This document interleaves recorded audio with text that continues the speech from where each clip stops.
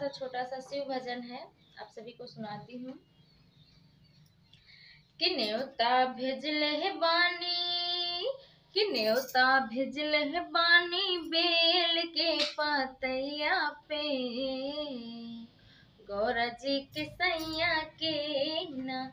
कि न्योता भेजले बानी बेल के पतैया पे, गौरा जी के सैया के ना, कि गौरा जी के सैया के ना।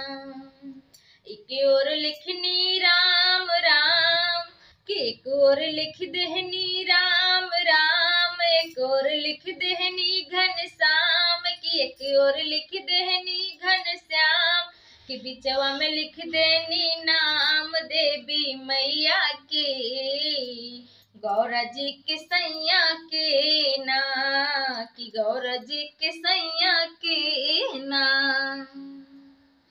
कि न्योता भेजले बानी बेल के पतैया पे, कि न्योता भेजले बानी बेल के पतैया पे, गौरा जी के सैया के ना, गौरा जी के सैया के ना।